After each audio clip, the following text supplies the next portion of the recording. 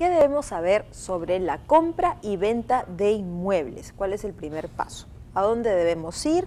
¿Dónde debemos registrarlo? ¿Por qué es importante registrarlo al nombre de la persona que lo ha adquirido? Tantas preguntas que queremos hacer y las vamos a conversar con Andrea Gotuso, que es registradora pública de la SUNARP. Bienvenida, Andrea. Gracias. Cierto, ¿no? Hay un boom de la construcción y por ende las personas ahorran mucho, con mucho esfuerzo y quieren comprar. Y a veces se encuentran con algunos problemas de no saber qué hacer, cómo registrarlo. ¿Cuál sería el paso primero? Claro, ¿qué deben hacer? Claro, como bien lo dices, efectivamente la compra de un inmueble implica desprenderte de una gran parte de tu esfuerzo plasmado en dinero. Entonces debes tratar de asegurarte lo más posible, ¿no? Como un primer paso, cuando ya tienes en mira algún determinado inmueble y alguien te lo está ofreciendo, esa persona debería darte la información acerca del inmueble, dónde está inscrito. Ese es un primer paso.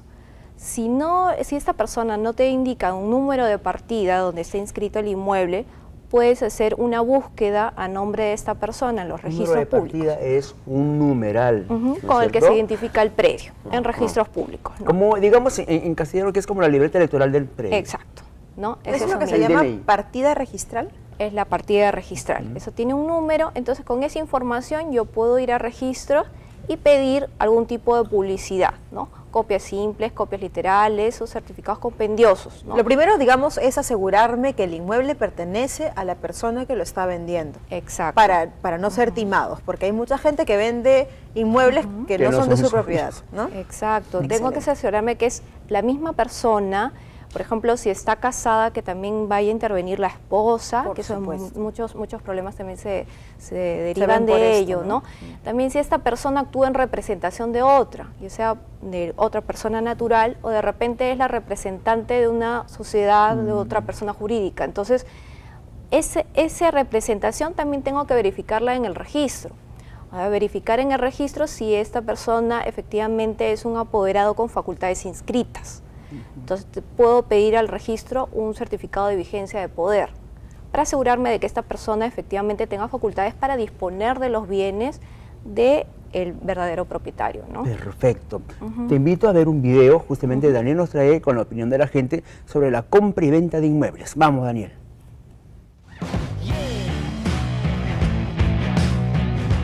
¿Estás pensando comprar o vender un inmueble?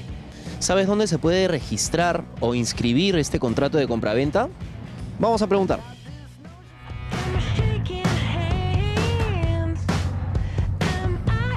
¿Dónde formalizamos esta compraventa para tener una seguridad de que el inmueble nos pertenece? Sería una, no sé, una inmobiliaria, que sea de constructoras de garantía, obviamente, ¿no? Bueno, ahí sí me agarraste, la verdad no sabría decirte exactamente, pero tendría que averiguar por internet. No, ni idea, amigo. De verdad, con ese tema no estoy muy informado. Bueno, los registros públicos, me imagino. ¿Por qué es importante formalizarlo? Para tener seguridad, ¿no? Para que no haya problemas en el futuro. Es pues importante porque es lo que demuestra la propiedad que tiene uno. Para cumplir con las reglas, con las leyes, las normativas de un inmueble y posteriormente pues no tengamos problemas con nuestras propiedades, ¿no? Tantas personas tan vivas, o sea, si se enteran que no somos dueños, de repente ellos lo hacen inscribir. Que otra persona venga y nos quiera retener ese inmueble o diga que pertenece a otra persona. Perderlo. Uno es perderlo y no beneficiar a ninguno de tus familiares. Entonces, ¿cuáles serían los requisitos para inscribir este contrato de compra-venta y cuáles serían las consecuencias de no hacerlo? Muchísimas gracias, Dani. Efectivamente, ¿cuáles serían las consecuencias? ¿Qué sucede si es que no registramos apropiadamente, correctamente, el inmueble que hemos adquirido en los registros públicos? Claro, como decíamos anteriormente, primero tenemos que cerciorarnos de que efectivamente es la persona con la que estoy contratando, es el propietario, ¿no? Entonces, ya una vez investigado o teniendo en consideración esa información, contrato, ¿no? Celebro un contrato, una escritura pública, voy a registros y lo tengo que inscribir. ¿Por qué tiene que inscribirse esta compra-venta? Porque para efectos de convertirme en un tercero registral, es decir, con esa inscripción se garantiza que mi propiedad va a estar en mi nombre y solamente puede cancelarse esa inscripción con una declaración judicial. Es decir, hasta que no lo transfiera, obviamente, o con una cancelación judicial, yo debería estar tranquilo de que mi propiedad va a ser mantenida en el registro, ¿no? Porque en el caso que no lo inscriba, otra persona o este mismo vendedor podría transferir a otras personas, y el que llega primero al registro es el que finalmente se mantiene, ¿no? Una pregunta, ¿en ese registro figura los dueños o el dueño? Porque pueden ser los dueños. Exactamente, salen los nombres de todos los propietarios o copropietarios del inmueble, ¿no? Si son varios, obviamente tengo que contratar con todos ellos, o de repente con uno en representación de otros con poder inscrito, ¿no? De preferencia. ¿Y si este dueño es casado? Tendría que intervenir pero no dos. figura en el registro que es casado. Bueno, existe un principio de legitimación, ¿no? Que implica que la publicidad del registro, que emite el registro, es la cierta. Si aparece una persona con un estado civil soltero, yo contrato con ella en base a la fe que me da el registro. Entonces, esa adquisición estaría bien dada y para ello yo tengo que inscribirme para ser un tercero registral, ¿no? Pero si no me inscribo, puede ser de que después la cónyuge rectifique ese estado civil, ¿no? Se inscriba en el registro como titular y finalmente cuando llega mi compra-venta es un obstáculo en la partida porque tiene que intervenir también la cónyuge. Por eso la importancia de inscribirse en registros públicos, ¿no? Ahora, luego en estos pasos, ¿no? Primero, cerciorarnos de que la persona que vende sea efectivamente la persona autorizada, ¿no? Ya sea mediante poder o ya sea porque es el propietario. Luego, celebrar este contrato, ¿no?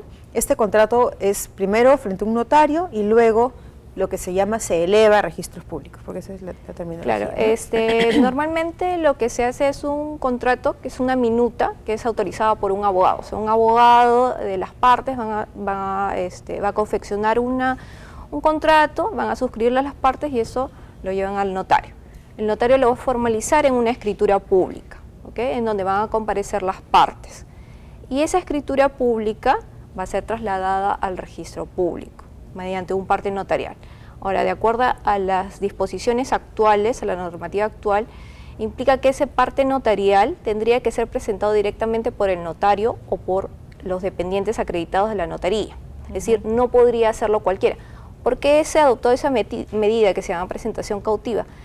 Para evitar ciertos fraudes o falsificaciones de documentos. ¿Esto es nuevo? Sí, ya tendrá unos cuantos años de la vigencia del decreto legislativo del notariado, ¿no? Que establece que la presentación es cautiva. Entonces debería hacerlo el notario o dependiente acreditado, salvo que se autorice en el propio parte notarial que otra persona pueda hacer la entrega. O sea, a través de la notaría es que se inscribe en registros públicos. Ahora, yo tengo una duda. ¿Estamos hablando de compra-venta o de compra? ¿O es lo mismo? Estamos hablando de compra-venta, ¿no? El contrato es compra-venta, ¿no? Sino que para un lado esa sería la compra, la venta y la otra compra. Porque hay otro término que podemos confundir de pronto cuando dicen es compra-venta, estoy pagando mi arrendamiento, pero todavía no es mío, será mío cuando lo termine de pagar. Eso en realidad es una figura, es un contrato de arrendamiento financiero o arrendamiento-venta. O sea, lo que hago es ir pagando cuotas, ¿no? Como si fuera un arrendamiento y al final tengo una opción de compra, es decir, por un monto adicional adquiero o adquiriría ese inmueble, Sí, ¿no? quería hacer la diferencia porque los términos pueden confundir. Claro, pero en este caso, mientras no se termina de pagar, el inmueble no pertenece a la persona. O sea, es al final cuando recién se celebra todo este proceso. Claro, ¿no? A diferencia de una compra-venta que lo podría ir pagando por partes, pero ya es mío el inmueble, ¿no? El arrendamiento en el otro es, yo soy simplemente arrendatario, ¿no? Voy pagando y al final si es que opto y pago la diferencia, entonces me convierto en propietario. Andrea, también hay otro cambio. Sabemos que el registro del inmueble que vamos a comprar está en buen estado, pero ¿qué pasa si la zona no está en buen estado y nunca nadie me dijo nada? Bueno, la obligación que tiene el vendedor es una obligación de saneamiento respecto del inmueble, en realidad. O sea, hasta ahí nada más viene su obligación.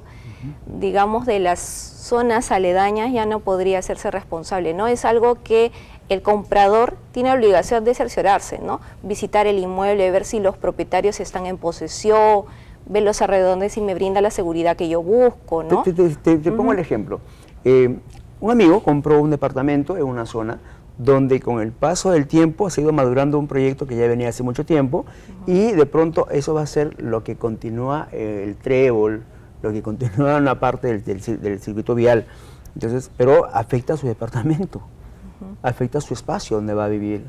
Es que eventualmente, si fuera así, el Estado tiene que hacer un procedimiento un proceso de expropiación. Entonces, en esos casos, con un fin justificado que podría ser una ampliación de una vía. Pero no es responsabilidad del que vende decirle, mira, hay este tema, ¿no? El Estado tendría que hacer el proceso, emplazar a los propietarios y pagar un justiprecio, ¿no? Ahora, ¿y qué sucede, por ejemplo, en el caso de que la propietaria o el propietario de un inmueble sea una persona, digamos, que ya tiene un cuadro de demencia senil, por ejemplo, ¿no? Y quiere hacer, se necesita vender este inmueble y obviamente son los hijos de pronto los que asumen esto porque, digamos, mediante un documento se prueba que el papá o la mamá ya no pueden hacerse cargo de esto. ¿Cuál sería ahí el proceso? Lo que pasa es que no podrían otorgar un documento esta persona por sí sola porque tiene una debilidad en su capacidad, ¿no? Entonces, lo que se hace es un proceso judicial, un procedimiento de autorización de venta de incapaz, ¿no? Entonces el juez ya da una autorización para que determinada persona venda el inmueble. Ah, ok, esto es un proceso judicial, a nivel judicial. Sí, ¿Cuánto tiempo aproximadamente, sabes? Bueno, no sabría decirte porque los procesos judiciales podrían variar, pues, pero no debería ser tan largo porque es un proceso no contencioso, ¿no? Es simplemente pedir la autorización al juez, ¿no? Bueno, Andrea, muchísimas gracias. Han quedado todavía preguntas, ¿no? Pero creo que ya sabemos bastante, por lo menos sabemos qué es lo más importante, cómo comenzar, por dónde partir. Primero, siempre chequear, ya sabemos que hay una partida registral en donde podemos chequear a nombre de quién está inscrito el inmueble por el cual estamos interesados, ver bien, cerciorarnos bien antes de hacer, digamos ya, celebrar el contrato de compra y venta y luego, por supuesto, inscribirlo en registros públicos a nombre de la persona que lo ha adquirido. Importantísimo. Y para eso está la SUNARP, para dar más información y cualquier pregunta resolverla. Gracias. Gracias. Nos vamos a un corte rapidísimo, pero volvemos con aquellas mamás que tenían planeado tener un bebé o la llegada de su bebé en una fecha y de pronto se adelantó. Pero ¿cómo actuar con eso? ¿Cómo actuar ante la llegada de un bebé prematuro? Ya volvemos.